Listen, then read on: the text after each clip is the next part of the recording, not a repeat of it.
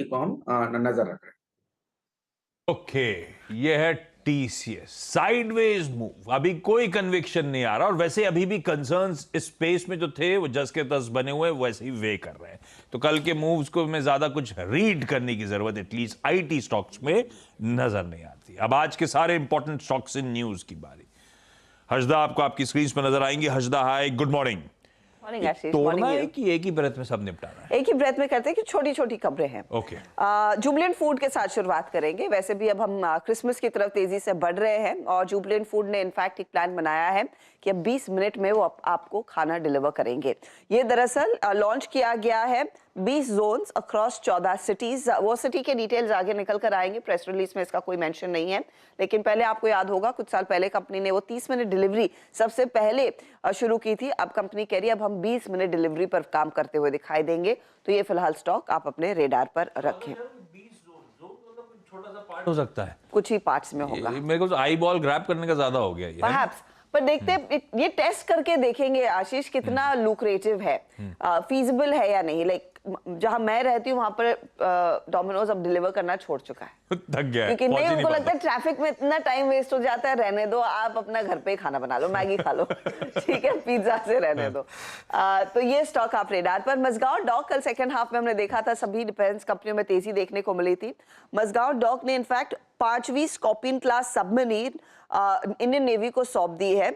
वागिर है इसका नाम, और ये मल्टीफेरियस मिशंस इनका पर काम कर सकती है। मल्टीफेरियस यानी कि अलग अलग तरीके के मिशंस। इसमें anti surface, anti submarine, intelligence gathering, mine laying, area surveillance जैसे काम कंपनी कर पाती है। और कंपनी ने अपडेट ये भी दिया है कि इस समय इनकी क्षमता इतनी बढ़ गई है कि एक साथ ये 10 वॉरशिप्स और 11 सबमरीन्स पर काम करना शुरू कर सकते हैं। तो ये मैन्युफैक्चरिंग इनकी कैपेबिलिटीज पिछले 1.5-2 साल में अच्छी खासी बढ़ी है। मेक इन इंडिया का फायदा इनके हाथ लगता हुआ दिखाई दिया है।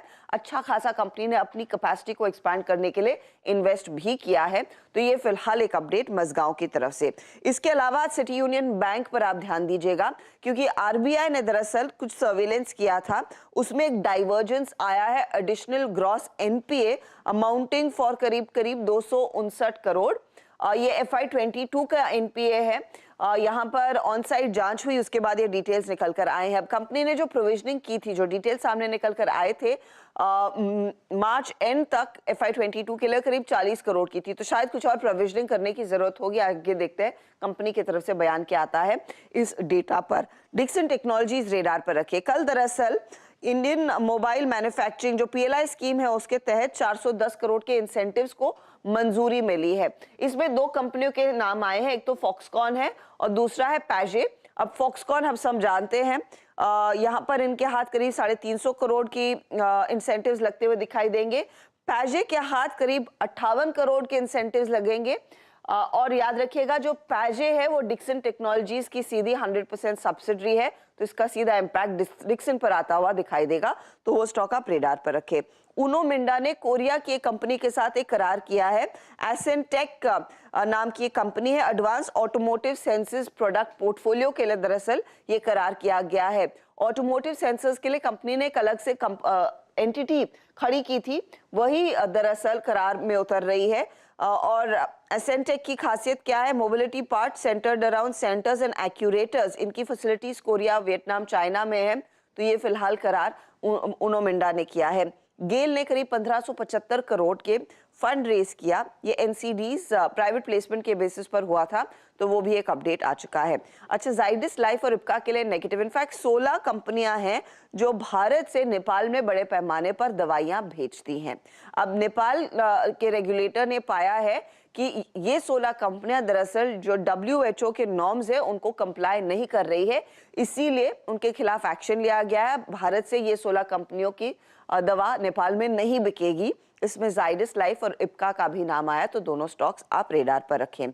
श्याम मेटालिक्स ने अपडेट ये भी दिया कि मित्तल कॉर्प का जो एक्विजिशन होना था वो पूरा हो चुका है। इस एक्विजिशन से कंपनी का मेटल पोर्टफोलियो और भी स्ट्रेंथन होता हुआ दिखाई देगा। यहाँ पर स्टेनलेस स्टील, वायर रॉड और जो बार मिल है वो पोर्टफोलियो और मजबूत होगा। अब कंपनी बेसिकली मध्य प्रदेश में अपनी कैपेसिटी बढ़ाती हुई दिखाई देगी। एग्जिस्टिंग कैपेसिटी जो है वो करीब 8.85 मिलियन टन पर एनम है। प्रोडक्शन कैपेसिटी अब बढ़कर 14 मिलियन टन के ऊपर निकलती हुई दिखाई देगी। अगले 5 साल में 10,000 करोड़ का इन्वेस्टमेंट कंपनी कैपेक्स में करने वाली है। कुछ बोर्ड बैठकें आज होंगी जिस पर आपकी नजरें होनी चाहिए। एक तो एमटार बोर्ड बैठक है और ये अप्रूव करेंगे और कंसिडर करेंगे जो स्मॉल सैटेलाइट लॉन्च व्हीकल का प्रोजेक्ट था उसको अप्रूवल मिलना है और एक इनस्पेस के साथ एक एमओयू साइन करना है, उस पर भी मुहर लगती हुई दिखाई देगी या फिर अनुमति आ जाएगी बोर्ड की तरफ से। स्पेशलिटी रेस्टोरेंट्स बोर्ड बैठक है आज फंड रेज को लेकर, तो वो भी स्टॉक आप रेडार पर रखें। एक अपडेट मैं आपको दे दूं, स्टर्लिंग एंड विल्सन कल वो ओएफएस खुला था, बढ़िया रिस्पांस मिला। 153% की डिमांड नॉन रिटेल साइड से मिली है। आज रिटेल के लिए विकल्प होगा ओएफएस में पार्टिसिपेट करने का। और हीरो मोटोकॉर्प आप रेडार पर रखें, इन्होंने इनफैक्ट एक्स पल्स 200T की एक और वेरिएंट लॉन्च की है, तो वो भी स्टॉक आप रेडार पर रखेंगे। ये टेस्ट राइड के लिए मंगाते हैं आप क्या बाइक्स? क्या टेस्ट राइड के लिए बाइक्स मंगाते हैं आप दिल्ली में?